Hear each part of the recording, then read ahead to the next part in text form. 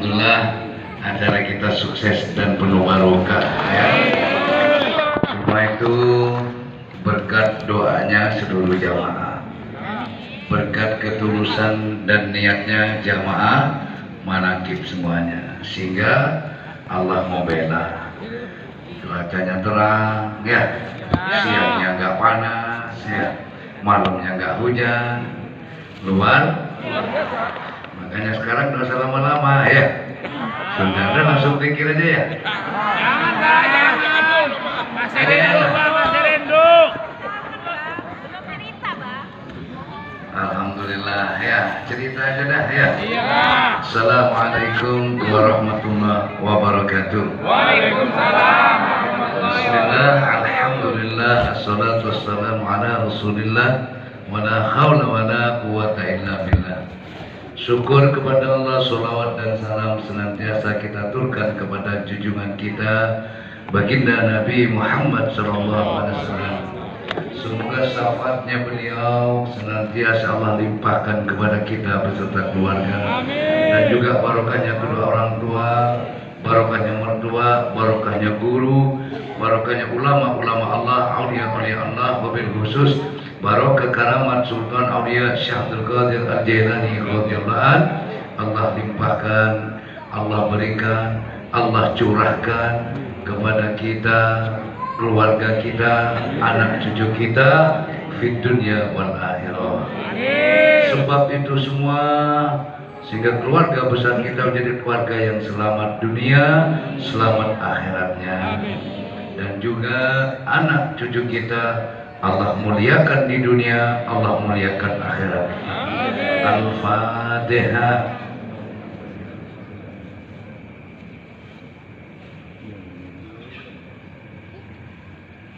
Dan juga barokahnya malam Khaul kemarin ya, Allah juga taruh di tempat ini, dibawa oleh seluruh jamaah yang hadir. Al-Fatihah.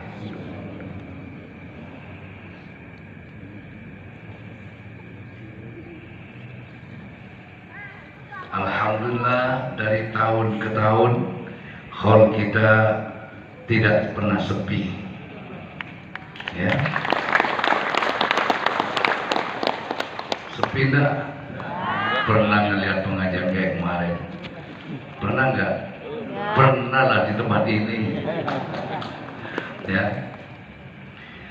Alhamdulillah, kalau yang datang siang mau langsung makan tuh makan bebas itu ya, nggak kurang suatu apapun. Benar-benar barokah, berkah. Kenapa saya katakan? Karena sayur pun nggak habis-habis, berasnya nggak habis-habis, masih banyak sisanya itu ya. Lauknya pun dah habis-habis. Semua itu berkah ya. Makanya yang nyumbang semuanya dicukupin oleh Allah ya, dicukupin dunia dan akhiratnya, dibarokahi oleh Allah. Yang tidak nyumbang bah kecipratan barokah ya. Apa ada yang nggak nyumbang? Ada saja ya. Ya, namanya orang kumpul banyak itu kan tidak ketahuan ya. Tapi alhamdulillah kemarin waktu ngitung Kenas itu jadi saksi ya Kenas ya. Ya, alhamdulillah ada 1.300 amplop itu ya. Alhamdulillah dari sekian banyak, alhamdulillah berarti yang lain itu saya bilang jangan-jangan anak jin kena saja yang lain itu. Tapi intinya sebagaimana yang pernah Abah bilang, acara tidak bersandar kepada sumbangan tapi bersandar kepada Allah. Alhamdulillah sukses luar biasa ya, sukses luar biasa ya, termasuk ya pokoknya sukses lah. Tahun depan Allah sukseskan lebih dari malam kemarin. Pasti itu ya. Begitulah cara Allah memberikan kebaikan barokah itu semakin baik, semakin lama semakin semakin baik. Jamaah manakib dari sekian orang, dari tempat kontrakan, dari ke majelis terus sampai sekarang terus bukan berkurang. Walaupun yang lama kadang nggak datang karena situasi dan kondisi, Allah kirim yang baru-baru. Dan yang lama apa berhenti? Oh tidak, tetap sambungan hati itu nyambung karena sikon saja ya. Situasi kadang ya namanya sudah tua kadang ya sakit-sakitan, pegel-pegel ya satu, kadang nggak ada yang bawa. Kalau dulu ada yang bilang, wah dulu zamannya ke Romo banyak orang datang rombongan-rombongan naik truk ya, pol puntung banyak. Sekarang nggak ada. Nah gimana mau gitu, sudah banyak punya mobil sendiri, punya motor sendiri ya. Jadi kalau dari dulu pakai rombongan truk terus berarti nggak meningkat itu ya. Betul enggak? Yang tadinya ikut rombongan losbak ya pol puntung kadang bawa motor, yang tadinya kadang ikut rombongan truk kadang sudah punya mobil sendiri. Sehingga kalau dulu sendiri ikut rombongan truk, sekarang karena punya mobil sendiri malah dia bawa rombongan. Kalau dulu sendiri ikut truk atau pol puntung, begitu punya motor dia boncengan sama bini. Meningkat apa menurun? Nah, kalau dulu yang bawa mobil tuh bisa dihitung dengan jari berapa ya, segelintir lah. Sekarang yang bawa mobil banyak, betul? Berarti meningkat enggak? Itulah yang Abah harapkan, betul? Betul? Kalau perlu yang bawa rombongan itu tahun depan pakai mobil masing-masing. Amin, Allahumma amin, Allahumma. Sama orang datang ke Mekah ya, pertama Mekah itu dibuka ya kan begitu ya kan, nggak sebanyak sekarang ya. Terus orang umroh pun demikian, betul nggak? Betul. Sekarang orang umroh setiap bulan selalu ada, setiap hari itu, benar nggak? Setiap hari ada umroh. Untung pemerintah Saudi ya. Wah, coba kalau dulu Rasulullah itu orang Jawa ya. Hah? Betapa bahagianya kita ini atau orang Indonesia. Benar nggak? Haji umrohnya dah Arab ke Indonesia. Kalau Rasulullah orang Indonesia. Jadi di mana orang yang dipilih oleh Allah, di situ membawa barokah, di situ membawa berkah. Betul nggak itu? Betul apa betul? Dulu makam Wali Songo nggak ada, sudah orangnya sudah wafat beliaunya, tapi tempatnya, patilasannya masih menyimpan barokah, dikunjungi oleh orang, didatangi oleh orang, berharap kepada Allah ada barokah yang dia dapatkan. Betul enggak? Itu bukti ya bahwa itu orang yang dipilih oleh Allah. Di Al-Baghdadi ya, setiap malam minggu, setiap kliwon, setiap tahun luar biasa yang datang. Itu tandanya ada orang yang dipilih. Siapa yang dipilih? Seluruh yang hadir adalah orang yang dipilih oleh Allah. Bukan Abah doang, Abah dipilih duduk di sini. Kalau nggak dipilihin kamu dikirim sedih ya Abah. Betul Banda? Kita ini sama-sama orang yang dipilih, makanya setiap malam minggu selalu ramai, setiap kliwon selalu ramai. Ya, berapa berkah yang didapat? Jangan dilihat yang dagang doang. Coba bensin yang kamu pakai sini setiap mau berangkat beli bensin enggak? Bawa bekal apa enggak? Masing-masing minimal berapa bekalnya? Jawab yang kenceng, cepet, bener enggak? Kadang sorban lewat dilihatin doang, nggak masalah ya. Tapi ekonomi berputar, itu tandanya membawa beruntung apa tidak? Di dunia sudah seperti itu, betul. Kalau dunia sudah mendapatkan satu keberkahan, akhirat pun Allah kasih keberkahan. Setuju? Jadi nggak usah mulu-mulu, lihat fakta saja sudah, betul. Lihat fakta, realita, kenyataan yang ada, cukup itu dijadikan ayatun min ayatillah. Setuju itu? Setuju enggak? Saya dulu masih di Cibitung masih belum punya masjid. Ya, saya punya temen, ya sama-sama santrinya Kiai lah, cuma dia nggak mondok gitu lah ya. Kiai Ma'ruf. Bermainlah ke tempat Abah. Seneng Abah tuh kalau didatengin teman, tetangga atau saudara dari kampung, betul? Atau siapa saja sudah seneng. Hanya dia buru-buru mau pulang, baru nginep 1 malam kalau nggak salah. 2 malam itu mau pamit pulang, jangan pulang sekarang ya, besok aja. Kenapa saya nahan begitu? Karena saya, ya, satu masih kangen. Kedua, belum punya uang cukup buat sanggup. Ya. Jangan pulang sekarang. Mohon maaf ya, saya harus pulang. Gawat ini, apa helap ini orang? Apa ya tapi? Saya harus pulang sekarang Kiai. Saya tidak putus sanggup. Saya nggak mau dikasih sangu ya. Ya, saya sudah siap. Saya tidak cari sangu ke sini. Lo kan tersinggung nggak? Saya tidak pernah bilang sampai di sini nyari sangu, saya bilang. Kan saya cuma bilang pulang besok ya. Saya masih kangen. Saya tahu lo sampai punya uang. Saya nggak nyari ini. Saya nggak butuh uang. Saya nggak butuh dunia. Dia bilang gitu. Nah, kok sampai bilang nggak butuh dia? Saya pun nggak butuh dunia. Ya, wallahi wa nabi saksiin ya. Harta saya taruh di telapak kaki saya. Saksiin saya bilang. Harta saya taruh di telapak kaki saya. Sombong nggak sepintas ini? Sombong nggak? Oh, nanti tak jelasin filosofinya. Ya. Ya sudah, alhamdulillah. Ya. Sekarang dia kalau subuh tuh ke pasar. Ngapain? Dagang sayur. Berarti nyari dunia tuh itu. Makanya jangan sombong. Saya tidak nyari dunia, saya nggak butuh dunia. Oh, sombong nggak itu? Saya bilang, kalau soal itu saya sama, saya bilang, dunia bukan tujuan buat saya, harta. Kalau ya, justru harta saya taruh di telapak kaki saya. Saksiin, catat kata-kata saya. Alhamdulillah, percaya nggak kalau harta ada di telapak kaki? Yang kamu dudukin itu harta nggak? Sepanjang kamu jalan ke sini tuh dicor tuh pakai duit nggak?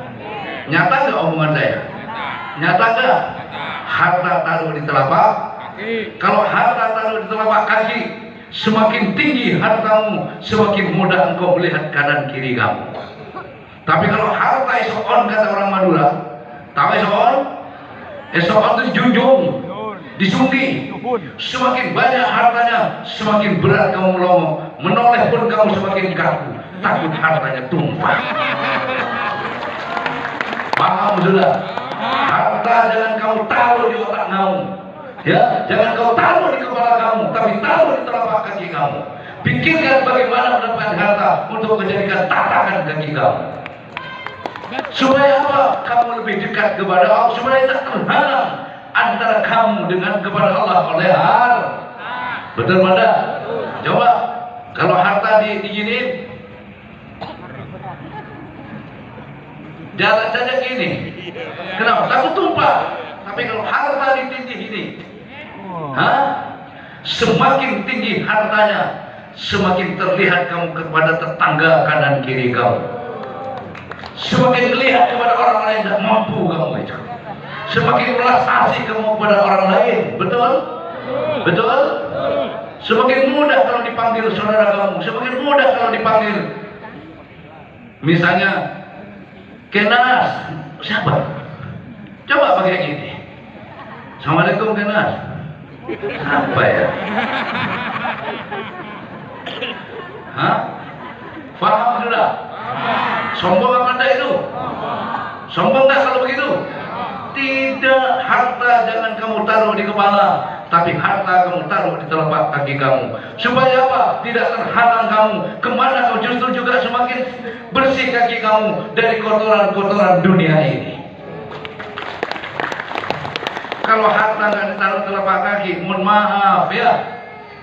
Mikir tuh, coba sekalian kamu masuk di dalam ya, di depan pendopo ya, di apa? Dicor, plester, kemudian dicat, pakai dicat segala macam, diinjek enggak? Itu ayat, pikirkan buat semua jamaah yang melihat kenyataan itu. Oh iya ya, Tapi apa tambah tinggi dunia? Tidak. Tapi kalau harta ada di sini, semakin banyak hartamu, semakin menggenggam kamu. Semakin berat melangkah kemana? Takut hartanya tum. Setuju itu? Setuju? Fikirkan bagaimana cara mendapatkan hak. Begitu kau dapatkan, jadikan sebagai alas kaki kamu, supaya kamu mudah untuk melangkah kepada kebaikan, tak terbebani oleh harta yang kau punya. Ya, saya mau tanya, kalau harta jadi alas kaki, diampar di jalanan, ya, larinya gampang nggak? Kenceng nggak lari? Coba kalau harta taruh di kepala, bisa kenceng nggak lari? Hah? Dah, bacalah di situ. Semoga harta yang kau Allah berikan padamu ada di telapak kaki kamu, sehingga ringan perjalananmu, ya, sehingga tak terhalang makrifatmu kepada Allah, mudah kamu melongokkan kepada kuasa Allah, sehingga begitu hartanya ada di kepala, kau tak akan pernah melihat, tidak akan melihat bahwa di atas ada yang berkuasa. Betul, seakan-akan kamulah orang yang paling berkuasa, kamulah orang yang paling hebat, karena di atas kepalamu yang kau lihat adalah harta yang kamu punya. Tapi kalau harta ada di telapak kaki, ya, kau akan semakin melihat di atas langit ada lagi. Karunia Allah merata diberikan kepada siapa yang Allah kehendaki. Betul apa betul?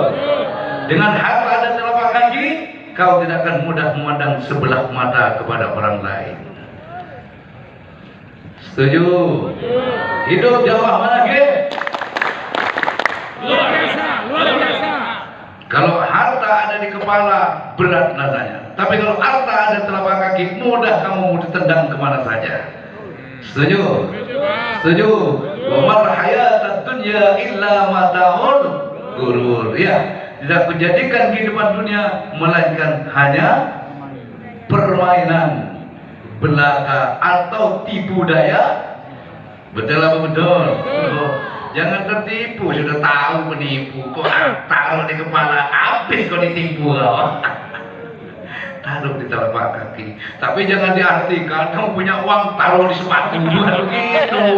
Itu sombong namanya, mempertin itu.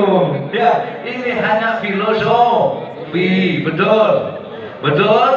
Jangan harta yang kau punya menjadi penghalangmu untuk makrifat kepada Allah.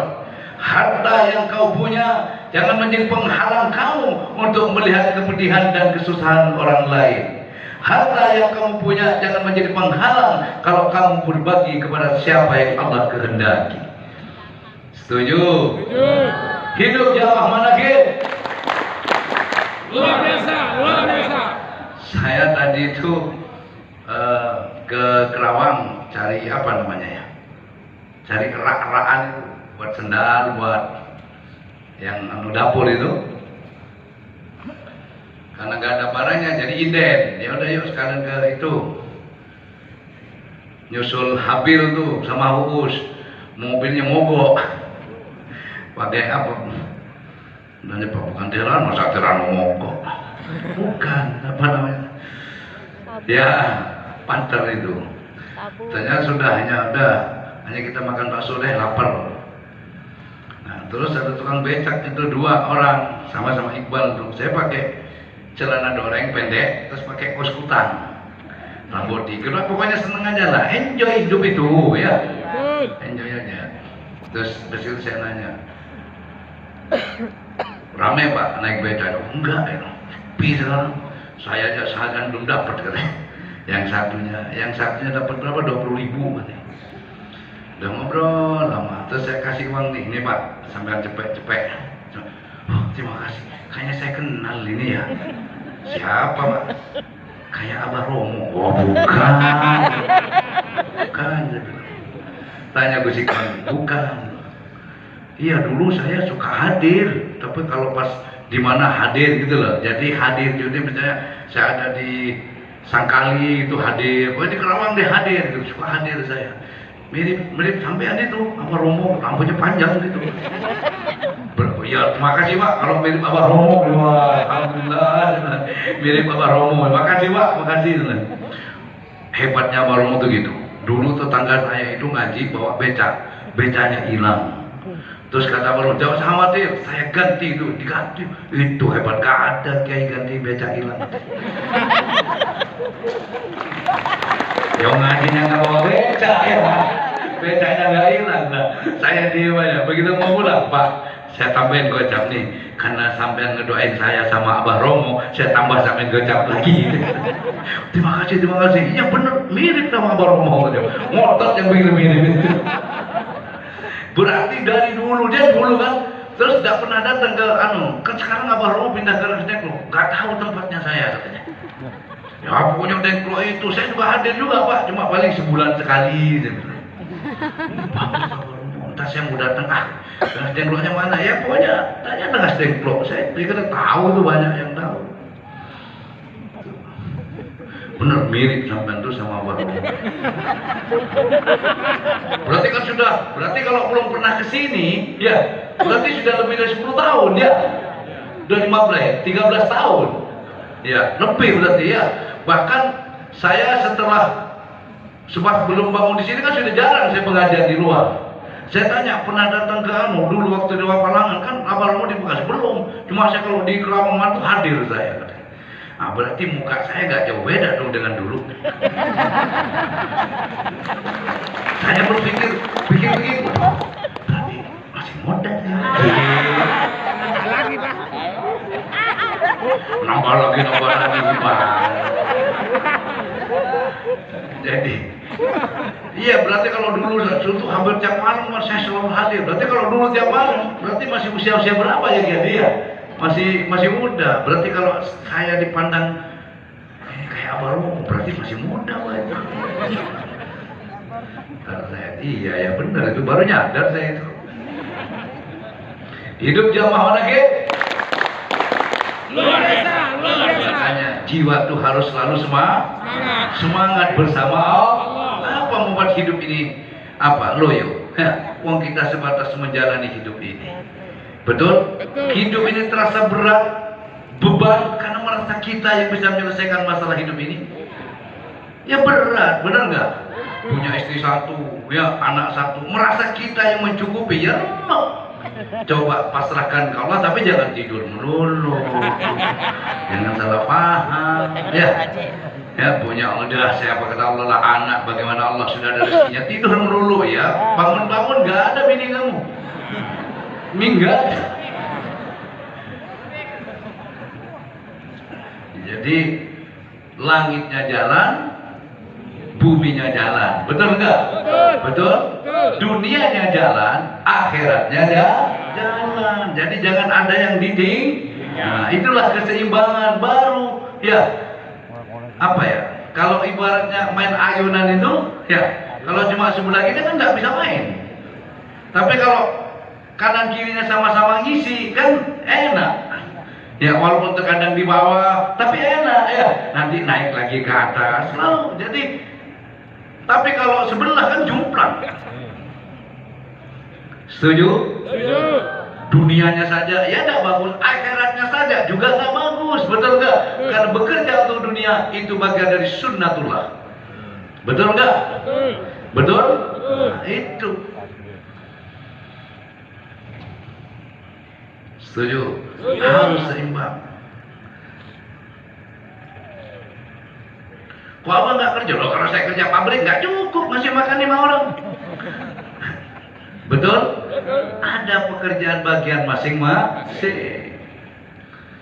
Abang ngurus santri, wah itu lebih berat dari kerja, itu pusing itu, ya. Jadi, ayo yang semangat, yang usaha kurang semangat harus semangat. Justru kalau ketika usahamu itu jatuh, jangan malah lembek, ya. Harus semangat. Gimana supaya bangkit? Sama. Kalau otong mau lemah, ya. Ini bos dah.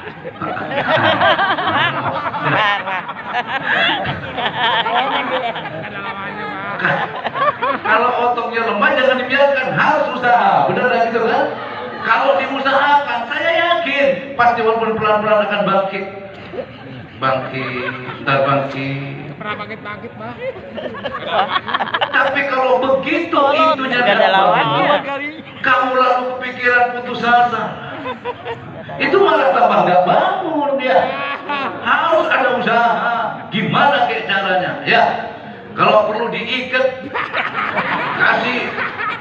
botol dikit kan mungkin olahraga ya. Diikat, kasih botol isi air, pakai sarung. Nah, makanya beli gamis lah ya. Ya, orang Arab tuh kan pakai gamis dulu. Pakai gamis ya, kasih kadang kan gerak. Coba yang impoten tuh terapi. Pakai baterai, batu baterai ya. Kan diikat lah gitu, gandul. Lama-lama kan ototnya keluar. Yoseh, kok kesini-sini ya?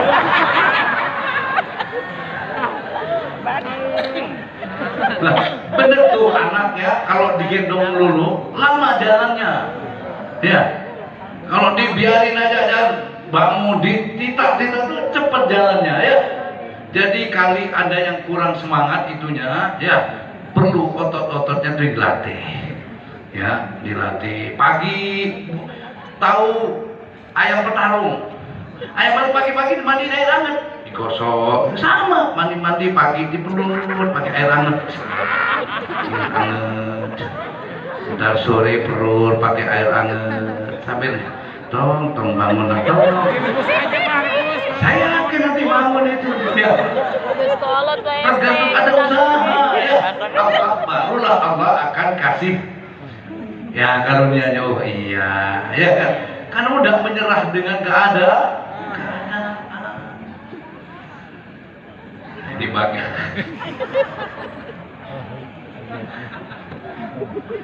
Loh, itu penting. Itu penting itu. Ya. Ya. Begitu juga ya hati ya. Jangan dibiarkan hati ini bertumpuk-tumpuk kerak ya.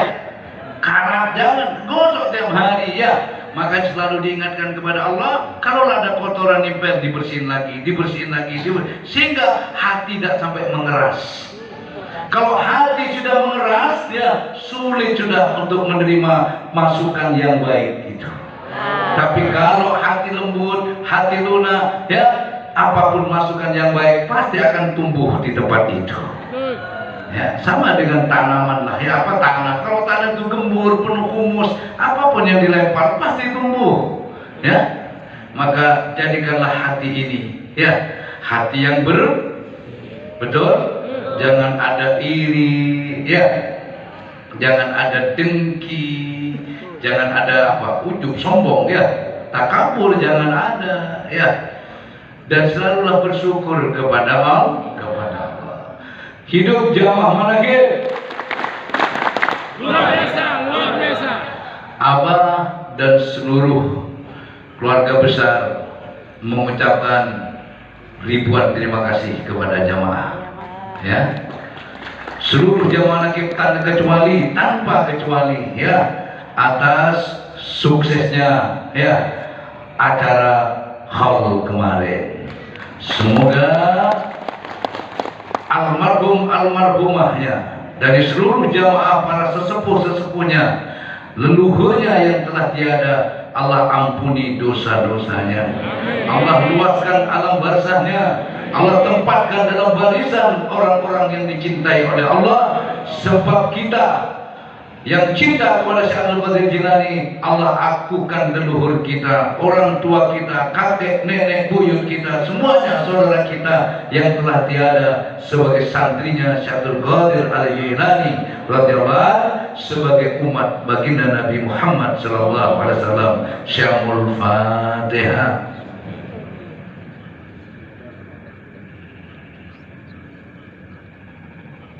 Al-Fatihah.